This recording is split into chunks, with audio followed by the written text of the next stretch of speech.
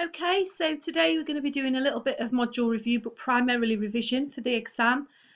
So we're going to go through some of the key topics that we've looked at on the module, and I'm going to give you some sort of tips in terms of the kind of stuff we expect to see in the exam based on content that we've covered in the module. So make sure you use these slides as your kind of framework for your revision. Obviously access the lectures that the slides come from when we covered them as part of your revision as well. Do some wider reading, as I've said a few times already. Make sure you use your assignment as revision 2, because you should have some good applied models in there and examples demonstrating different theories. But equally, if there are models or concepts in here that you didn't cover in the assignment, then make sure that you have a look at those too and think about possible examples, perhaps do a bit of research. You could even watch the Business Nightmares programme that we've looked at a couple of times, for like the Ratners and the Cadbury case study, to try and generate yourself some useful illustrative examples for you to take into the exam. So wherever you've got a theory, try and have an example that supports that, because describing the theory will get you so many marks, but really what we want to see is clear demonstration of how that theory works in practice. Sometimes that might be on an exam question where you need to apply it to the particular context you've been given.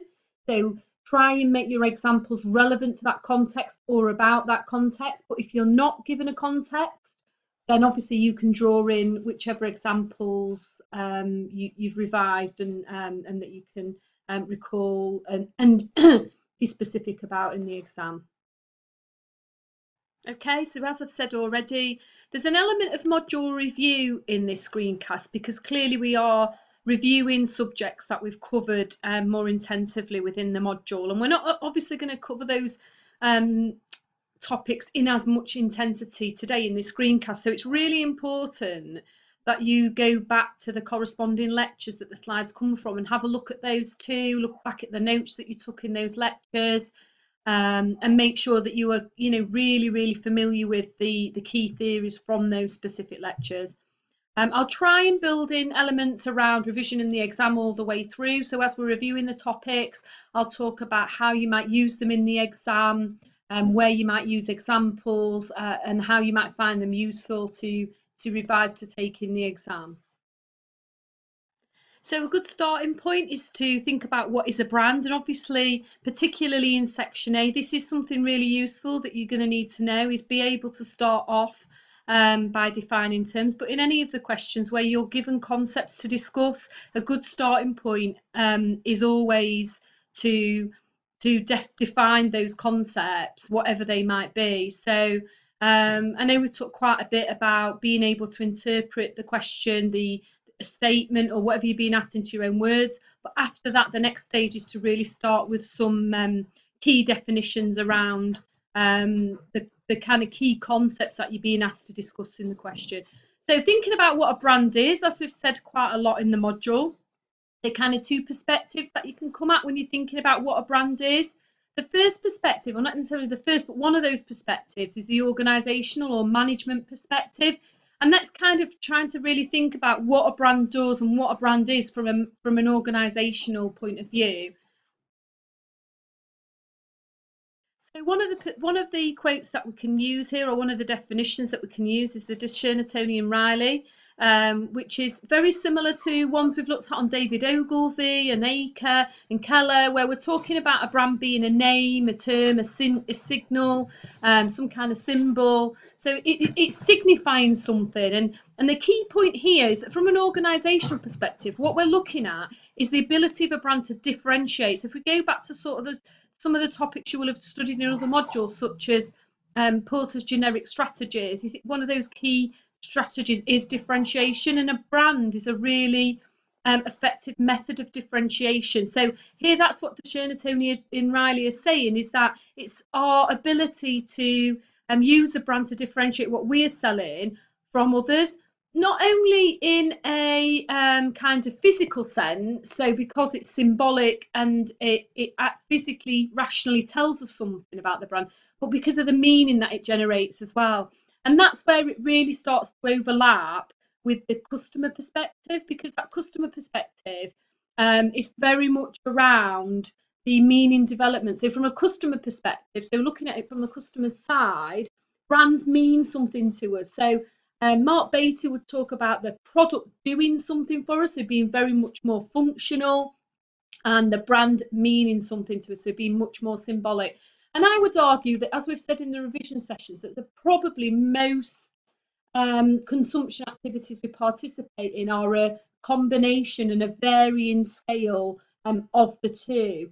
I mean, I've certainly found in my own research that sometimes the product can be meaningful to us as well as consumers. So it's not just, a really definitive line between functional, rational, and symbolic, emotional.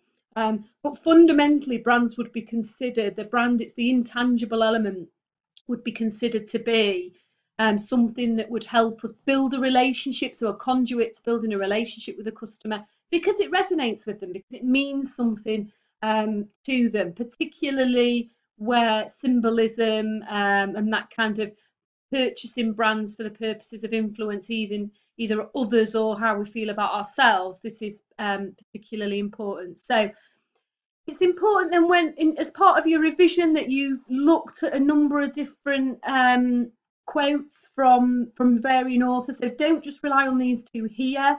Think, do some reading and have a look, see if you can find perhaps even one that's a little bit shorter than the discernitive one, because it's quite long, that encapsulates the same definition or a similar definition, and be really clear if you write about this in the exam, be really clear that there's a difference. So there's not a definitive notion of what a brand is.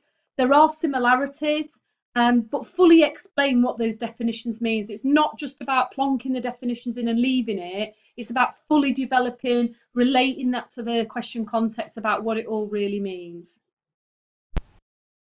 Okay, so this is a useful slide that talks about, basically, and is a good way of articulating the sort of core differences between a product and a brand, and the idea that the brand adds much more than just the product. So obviously at the centre, we've got the key attributes that the brand delivers, that kind of real functionality, the quality and value, the features that it gives the consumer, and ultimately that solution. And then surrounding that are all those emotional, self-expressive elements that a brand adds, and that might be about being able to build a relationship, it might be about leveraging country of origin, it's about personality, it's about that imagery and identity. So it's all that kind of intangible element that surrounds the product and gives the consumer much more than just those absolute functional benefits that they're buying. So there's, and I guess again, as we've said on the last slide, the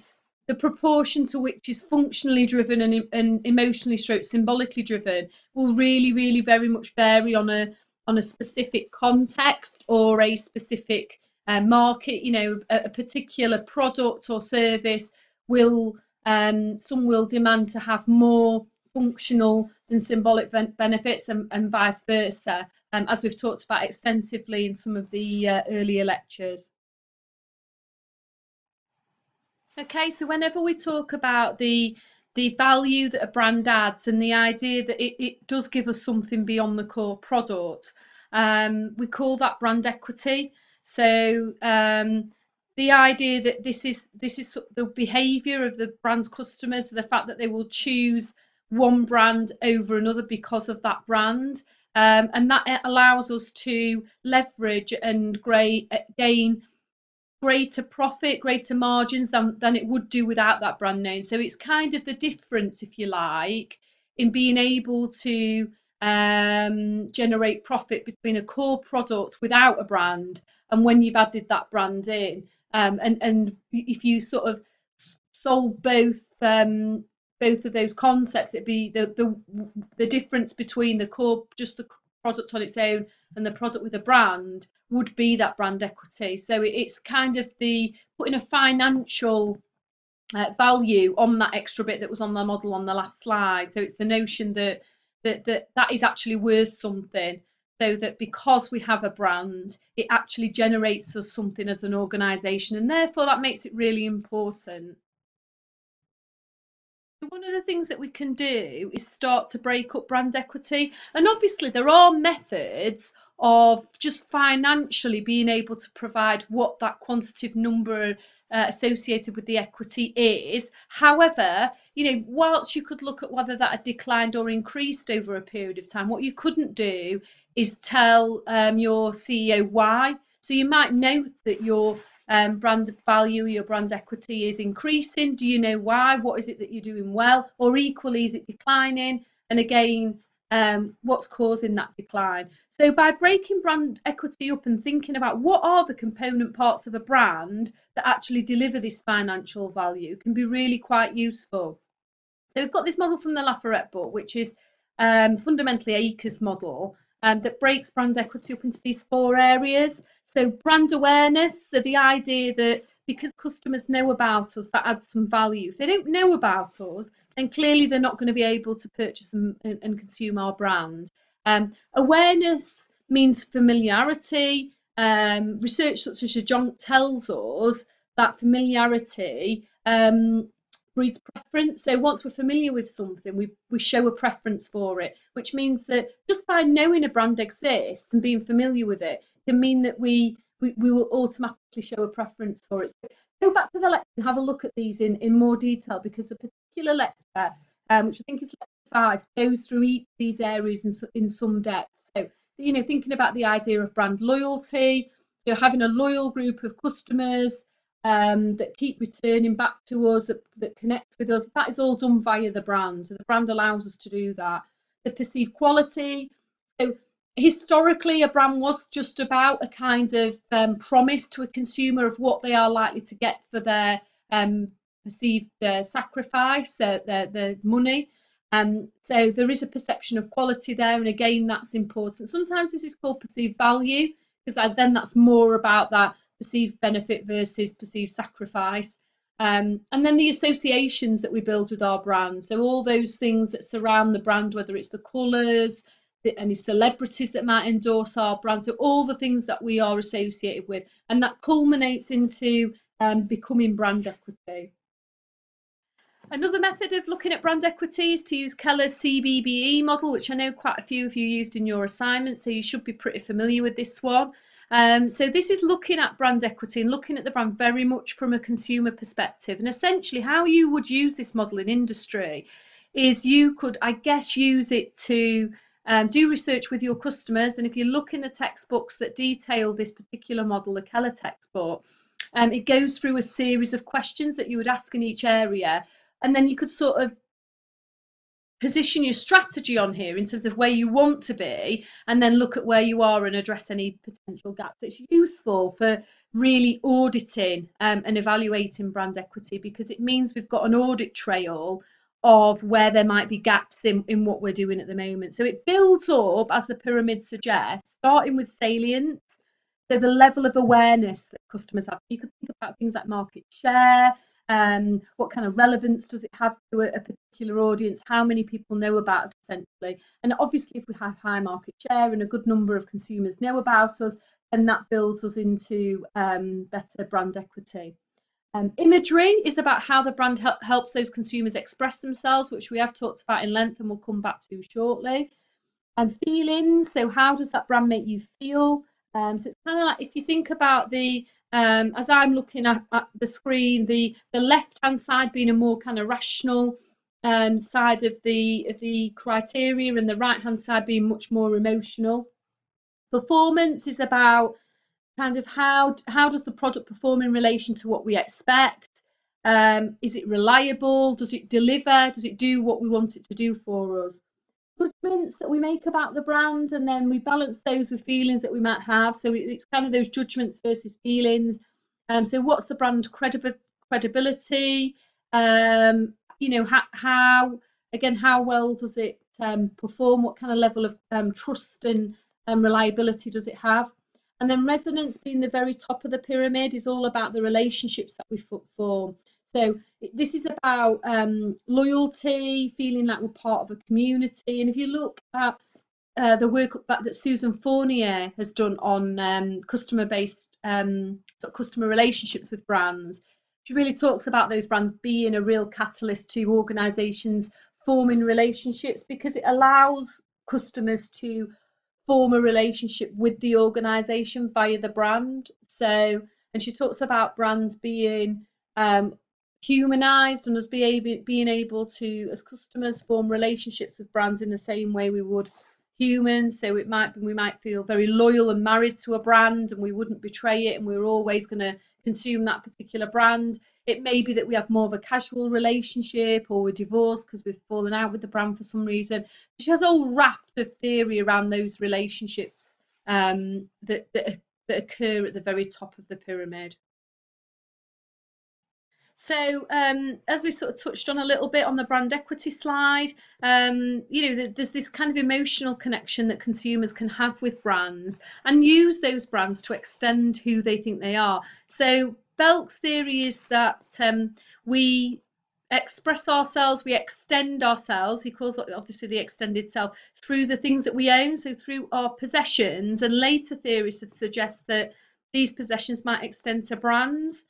So this is the idea that the brands that we buy are an extension of who we are, and not only that, they help us come to terms with and understand who we are, and essentially help us construct the self and project our identity. So there's loads of literature connections to this on the Blackboard site for you to have a look at. It's important that you are well read in this area. So, have a look at stuff that we've talked about on symbolic consumption. Go back to those articles that we looked at in week 1 and 2 of the module. They are all really useful revision for should a question like this be asked on the exam. Building on Belk's idea, later researchers talked about this idea that we complete who we are through ourselves, and this is particularly relevant to younger consumers who are still trying to form their own identity and get to grips with and understand who they really are. And that means that brands have a role in a number of different kind of self-related areas. So fundamentally, self-expression is important to us. So being able to express ourselves, and brands can allow us to do that. They can allow us to achieve social acceptance, according to Piacentini and Mailer. They can help us develop self-efficacy. They'll help us believe in ourselves, verify who we are. Eskeles and Bettman talk about that in their article, and they also talk about enhancement. So it may be that there are aspirational groups that we desire to be a part of, and owning certain brands can help us do that. And Isaacson and Roper have researched extensively this area of how brands link into our self-esteem. So how we can use brands to make us feel better about ourselves, essentially. So they talk about the idea of younger teenage consumers consuming brands because they're low in self-esteem. These brands help them feel good about themselves and kind of populate that bit of self-esteem that we might be missing at that stage. Also, Roper and Shah also noted that we use brands to evaluate others. It's not just about expressing who we are. On the other side, we might look at the brands that people are wearing, and that those brands will help us form impressions of that person and essentially evaluate them as part of that process. He noted that children in particular thought that those that weren't wearing the most sort of up-to-date current fashion brands were poor quality people. Those judgments are, his extended self, if you like. Those brands are so much embedded in who we think people are that we make an evaluation of that person based on the brands that they own. So it's kind of like there's no or very little line between or gap between the possessions we have, such as brands, and the person we are. So we're kind of this collective rather than it being seen as very separate. So we're not detaching others from their material possessions. They're very much ingrained in and interwoven into the people they are, and we use that to judge them. Park and Rhoda John also talked about self-efficacy, so the idea that brands can help us develop a sense of self-belief. And again, I think I've talked about in the lecture, that's very much stuff that I found in my own research around how wearing a certain brand would make a particular teenager feel in terms of belief in their own abilities. So brands clearly have a really, really important role for us as consumers. And one of the things that you can do, and go back to the ethics lecture and think about, how is this problematic? Where are the issues here? This is, this is a product of a capitalist society. Is that problematic? Are we creating needs and wants that Karl Marx would have said that don't actually exist? Or are brands good for us because they allow us to do all these things? They help us process the way we feel about others, but equally how we feel about ourselves. So to try and get a real critical element into a question like this, thinking about problematizing it would be really useful. But there's loads of literature for you to look at on the Blackboard site on this, so make sure you really familiarise yourself with that literature. Okay, so the next area that I want you to consider as part of your revision is reputation. So obviously stuff around reputation can be really important in section A, but equally there could be a section B question on it specifically. So it's important that you are familiar with what reputation is. So as Von Broom said, it's that collection of the financial elements of an organisation, its social image, the products, and also the people who work for them. And that is when you really sort of connect some of that to brand equity, it's not that different. So there really is an overlap between brand and reputation. They're really closely tied together, and there's a really interesting interplay between the two. We've seen that they are different because in the lecture, one of the things that we did in this lecture, I think it's lecture 3 for you to go back to, we talked about the idea that can you be a strong brand and have a poor reputation? We looked at Ryanair in the seminar, so that's a really useful example for a counter argument. But there were a number of brands, such as Apple, that were pretty low down on the reputation audit, on the top 100 reputable brands, but were really high on the strong brands. So they have a really good consumer interaction, but where they interact with wider stakeholders, which is more what reputation is about, is a little bit more problematic because it's not just about delivering what customers want, it's kind of having that wider responsibility. Okay, so let's explore a little bit more around what reputation is. The seminal writer here, so again it's on Blackboard. Have a look at his article in Harvard Business Review around what makes a good reputation. So he talks about reputation being about being credible as an organization. It's a real network of these different factors about being reliable, and linking in with the trustworthiness and having that level of responsibility. So remember that organizations don't operate in isolation. They are a big part of the community. They are influenced by that community and they influence that community. Counter to that, think about Milton Friedman's arguments around the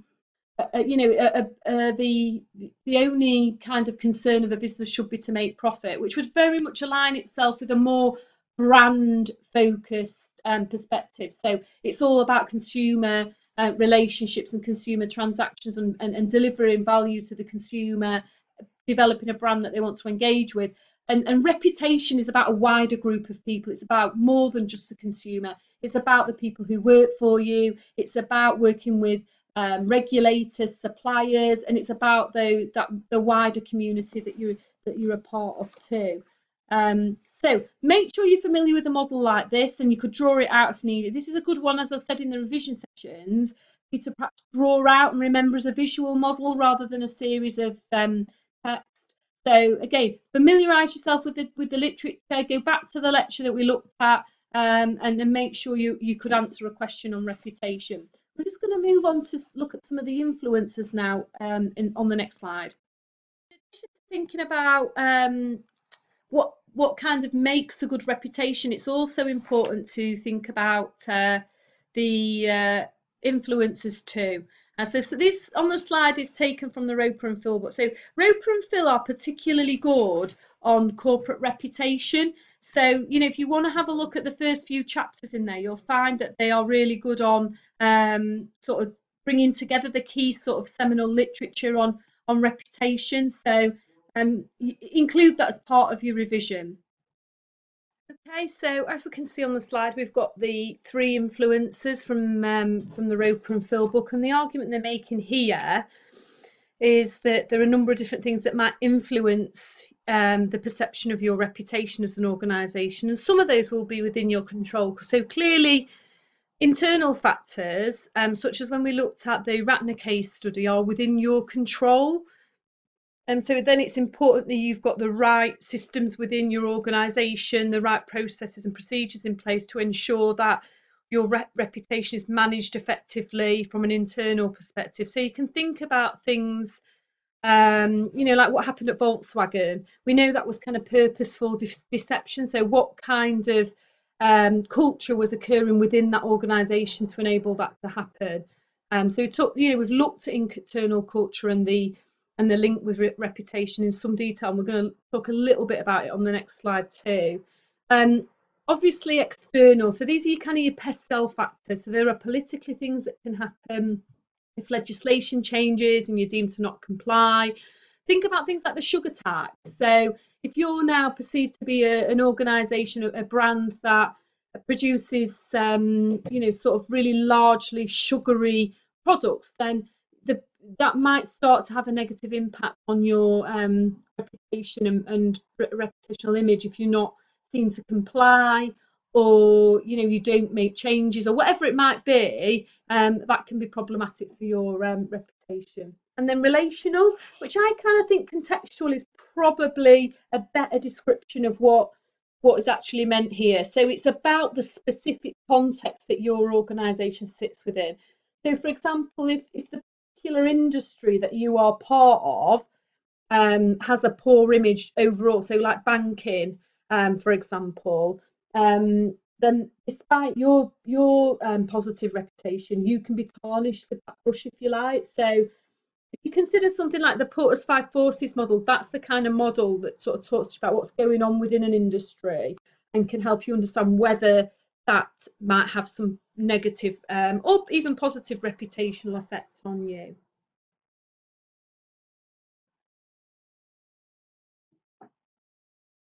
Already we talked a little bit about how what goes on within the organisation and the values and culture can ultimately impact on the brand. So just to re-emphasise that a little bit more, try to make those links back where you can between reputation and brand, particularly in section A. If you talk about reputation a little bit, make sure it's clear from a branding perspective why that's important.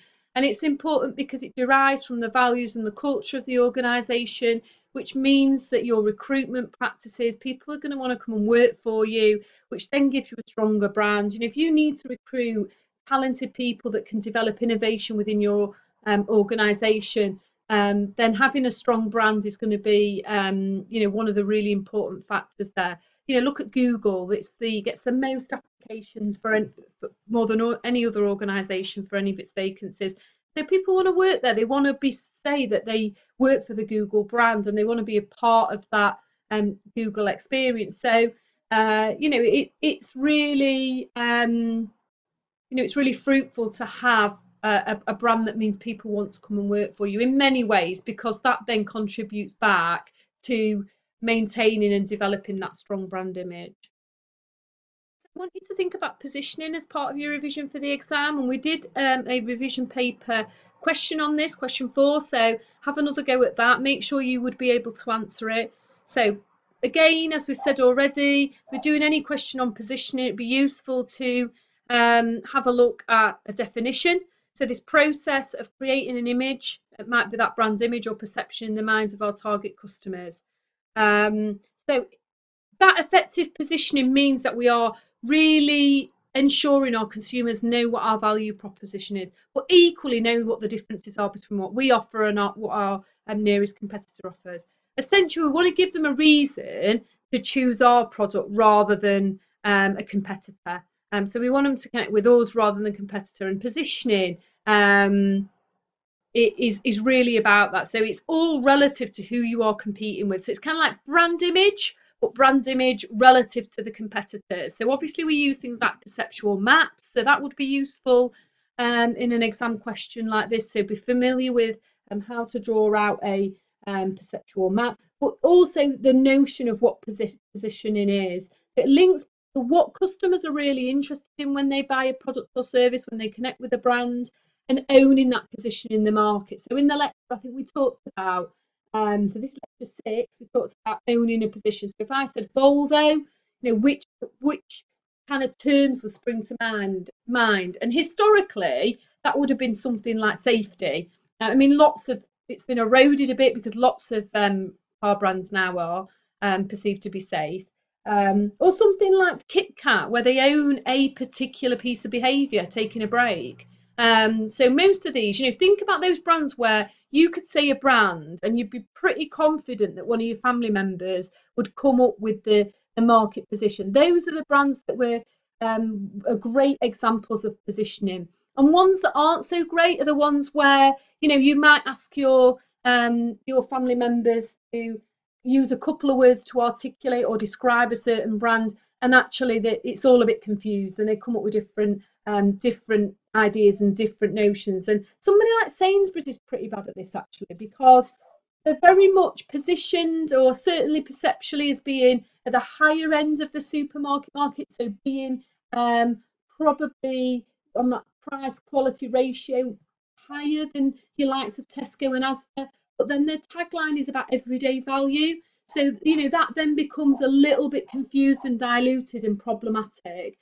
So positioning is really about clarity. Very important that we are clear and we don't dilute the position that we have in the market.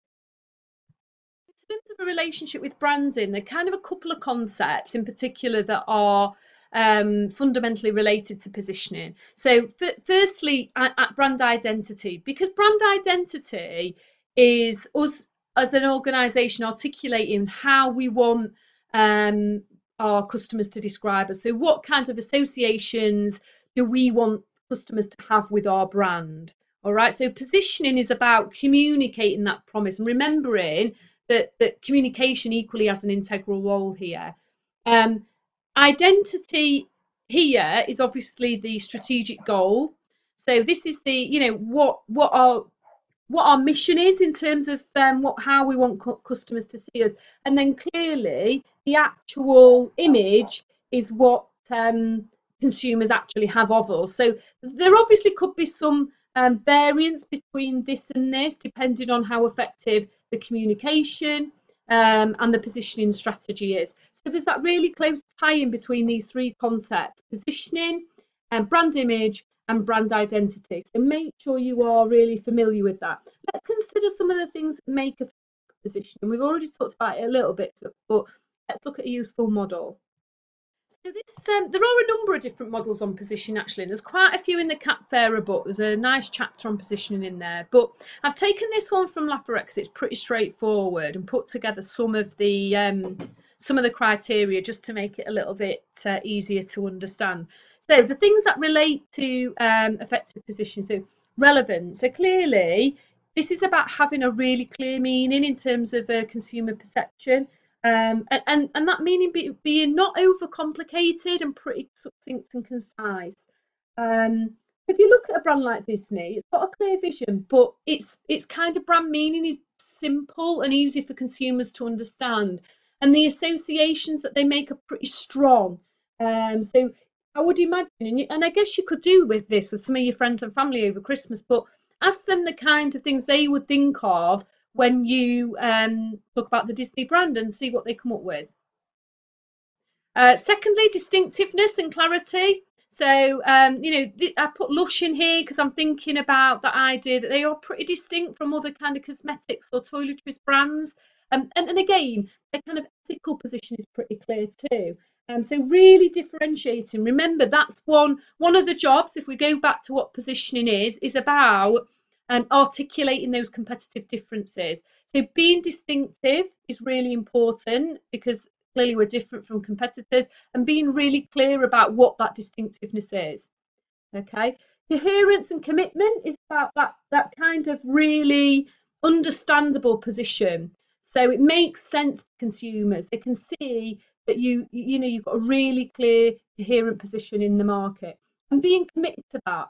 So not being detracted from what our positioning is. That's when we start to get issues. If we start to chase after other segments or start to position ourselves in different ways, that's where it can become a bit problematic. Now, a brand that kind of debunks this model a little bit, as we've talked about in some depth, is the North Face. So I've talked quite a lot about the North Face in the module because we've used it as kind of an exemplar brand to apply some of the models. And here, you know, as we've said, they're sort of targeting your kind of middle-aged hikers and being positioned as sort of an outdoorsy, you know, sort of premium, superior kind of performance type brand in that sense, but also they are seen as a fashion brand as well by some of the connections they've made with kind of more kind of urban street clothing. So there's a little bit of confusion there, but at the moment that doesn't seem to be a problem for them. So this is something that kind of goes a little bit against the grain in terms of commitment, because they're not clearly fully committed to their original position and the original associations, because they've started to develop other associations. So we'll kind of wait it out and see whether that in the long term that causes them a problem or not. So finally, durability. So durability is this idea that our brand position should last a long time. So it's got an element of longevity to it. So it's not something that changes overnight. Again, a little bit like the commitment. And we are very much over a long period of time associated with the content within which we want to be consumed. So if you think about Speedo as a brand, even though many of you may not be swimmers, you would more than likely you know, sort of give swimming as the context where Speedo would be consumed, even to the point where it becomes a little bit generic, where you might describe somebody's swimming trunks as Speedos. So there's a real sense of durability there. It's long lasting, if you like. Those are the different parts that make effective positioning. Let's just revisit again and just go back to how it all ties in with brands and brand meaning.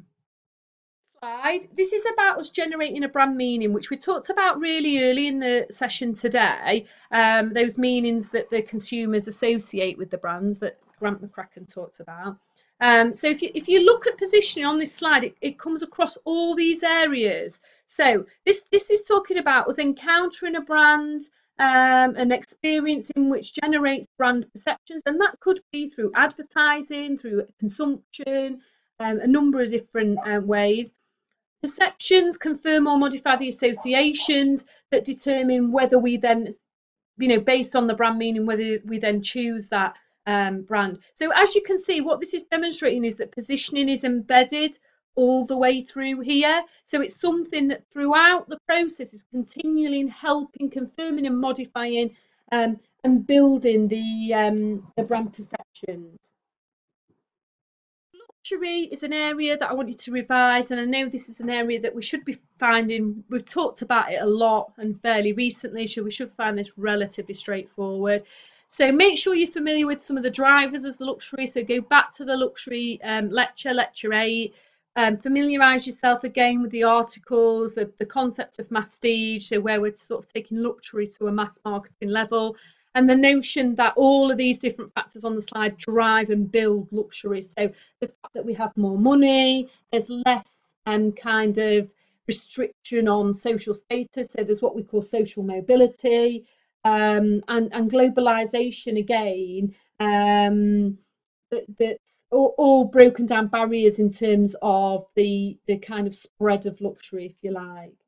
So there's kind of some, because the spending power presents us with a little bit of a paradox, if you like, because luxury is not. Kat Farrer and Laurent wrote an article that would suggest that luxury is no longer pure luxury because it's much less exclusive than it historically was. You know, so many luxury brands don't behave like luxury brands, and are pretty inconsistent with the original concept of luxury, which means that there's kind of a bit of a paradox here in terms of what luxury is. And if we talk about it being difficult to obtain, exclusive and inaccessible, all those factors we've talked about in the lecture, you know, being able, lots of people being able to own it essentially goes against that idea. So have that kind of, explore that a little bit more, do a bit of reading, have a look at the Kat Farrer and Laurent article, because I think it's useful to have that really nice counter argument if you want to use it. So again, revisit this one. So this is all about why we want to own luxury. So it's an interesting article taken from Co et al. In 2017, and it goes through what our motivations are to own luxury brands. And there's a raft of literature on here. Obviously, don't expect you to have a look at all of this, but certainly go back and have a little look at the Co article just to help you. This is going to help you in your revision in more than one question type. So, you know, it's something that you potentially could use in section A, and it covers more than one topic that could come up in section 2. And so make sure, you know, you're really focusing on and you understand what luxury brands are and you're able to articulate that. But you also, you know, are familiar with things like the extended self, conspicuous consumption, and self-concept. So the seminal theory really that we've used on luxury is the anti-marketing, which is proposed by Fair and Bastian in their 2009 article. So you know, this is the idea that because you are a luxury brand or a luxury brand owner, is that you should forget everything you know about marketing traditionally. So, you know, forget about selecting a target audience and only communicating with them. Forget about everything we've just said in terms of positioning.